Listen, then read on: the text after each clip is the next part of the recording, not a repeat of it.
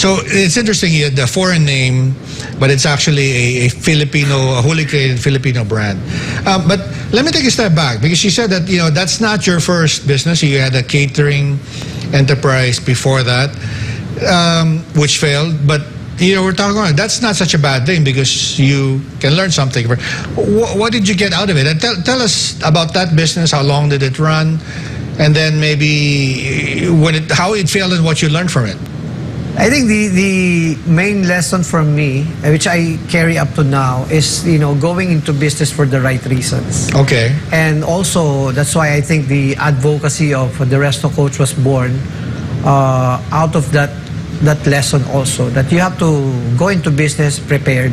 Okay. So it's not, you know, a knee-jerk reaction to life situation. Okay. Because the first business happened when I got burned out. Working so long in the industry. I think at that time I was already working for close to 2 decades in the industry. And were you married already? You have kids? Yes. You have young kids? That's sometimes can be difficult. Yeah, very difficult. The family time and the demands of the business. Working during holidays, etc. So I think it was more burnout than anything else.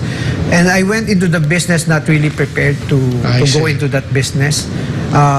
You know, the typical hawak mo ang oras mo. Yeah. Yes, you're thinking that, you know, if you go into business, you won't be a That's the slave. appeal, pero they don't know hawak ka nila.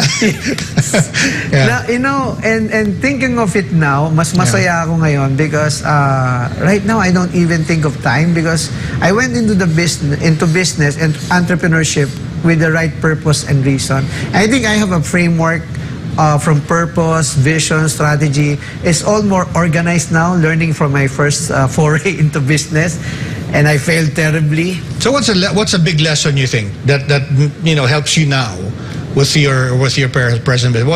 What's the lesson from the catering business that helps you now? Clarity.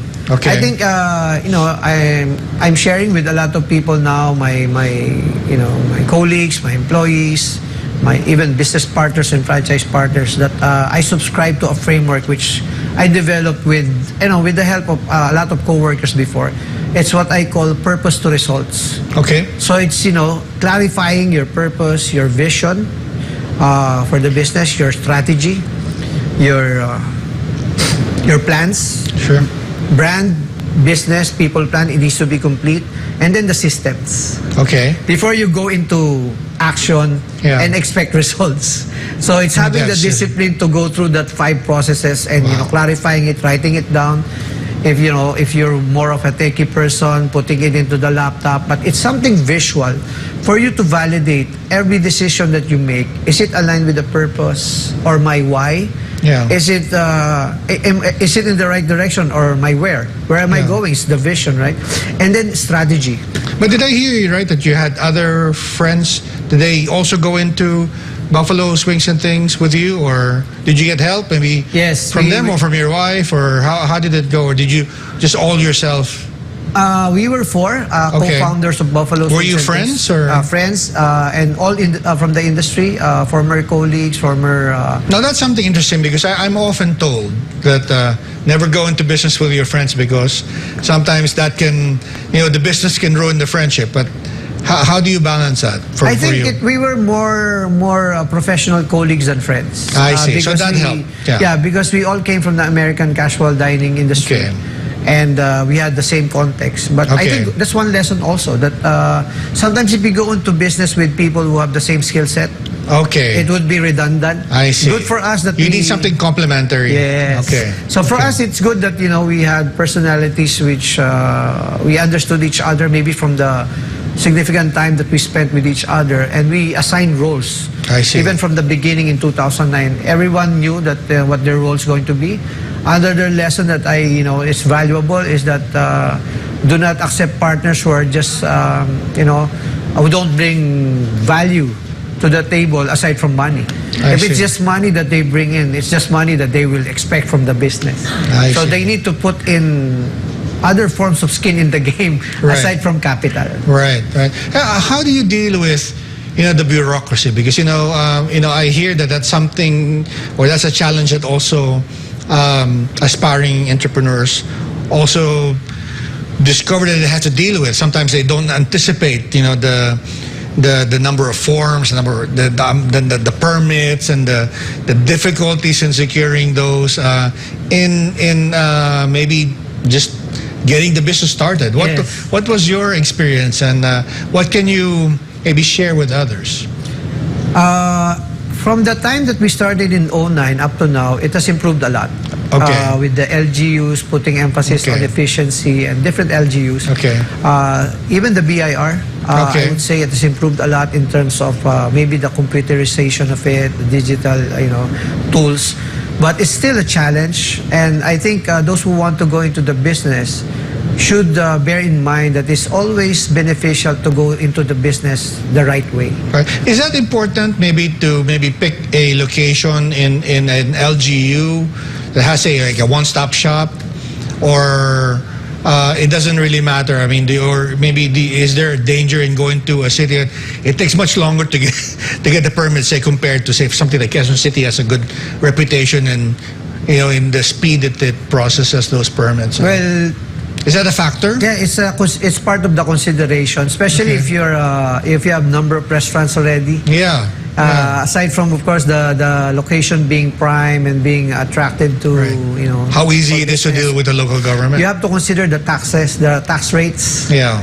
how much tax you have to pay for the certain LGU, and also as you've said, how organized the LGU is in terms of giving out permits, and all of those things translate into store days. If, Yeah. for example, you construct a new store, and then during the process of the construction, it's difficult to get permits, and then after the construction, it's also difficult to get other permits. Then it would result to lost sales opportunities, and of course, The people. meantime, you're paying salary.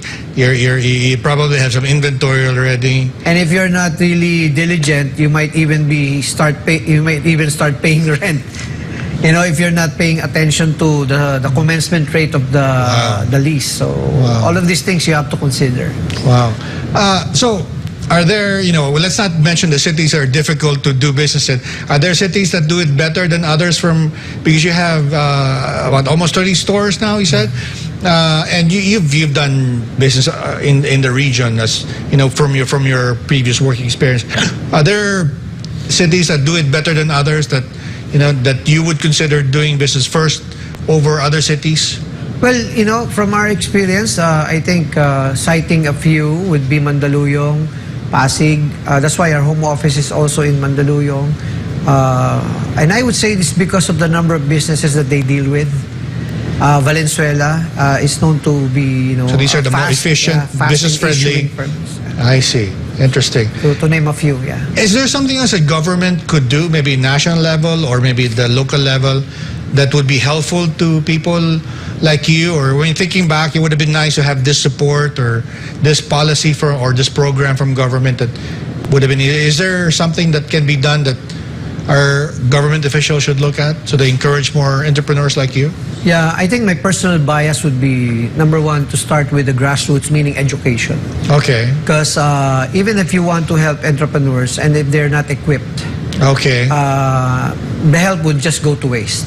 Okay. So I think it needs to start with at the fundamental level of education. Knowledge, yeah. In terms of formal education and Yeah. options outside of formal education. Yeah. In terms of getting people to an exposure to Okay. what it entails. I think your questions are on point from a layman's standpoint in terms of the restaurant business, a non-operator. Those are the questions that they need to be asking. Yeah. What are the big cost areas? What are, how do I generate sales? Yeah. What are the things that I need to consider? And these are things that need to be discussed. I think it can be integrated. If you notice, aside from human hotel and restaurant management and culinary courses, there's a lack of particular courses pertaining to restaurant businesses in the formal education or the academe. Yeah. I think I've talked to some culinary school administrators about it. Okay. That you need to reinforce the culinary aspect of it with the business aspect of it. Yeah. But different from something too lengthy or tedious as taking up business management, a 4-year course, or economics, or other courses. Right? Journalism. Journalism before going into the restaurant business. I think it needs to be recognized that, as you mentioned in your intro, the restaurant industry is actually big. It's huge. Yeah. If you look at the mall, almost 30% to 35% of it is restaurants. In terms of the number of, just the quantity of restaurants inside, Yeah. aside from wellness, restaurants are they're two of the biggest players inside the malls already. Yeah. So, and a lot in terms of employment, the restaurant industry employs a lot of Filipinos who are from anywhere from working students to middle management to even executives. So I think there needs to be more review and analysis of how to educate. To provide options for education for Filipinos who are interested to go into that field, so that they don't get more journalists like me.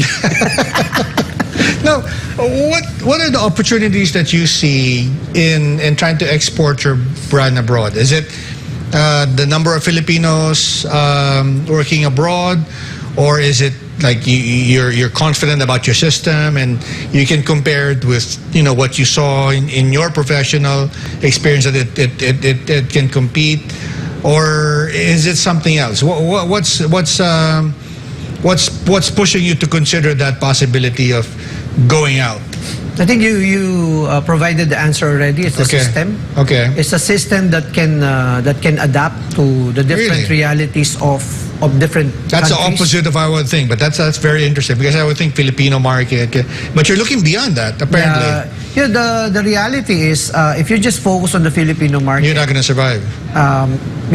Even Jollibee recognized that. Yeah. I was actually part of the first batch of Jollibee employees. We were supposed to be deployed somewhere else in the 1990s. I was supposed to go to Jollibee, Vietnam, but I backed out when my daughter was born. Oh, okay. So I requested to be redeployed locally, but it took long for Jollibee to really be successful abroad, because I think that's what you said exactly. You have to recognize that it needs to be a bigger market. Think about a mainstream market. Yeah, mainstream market.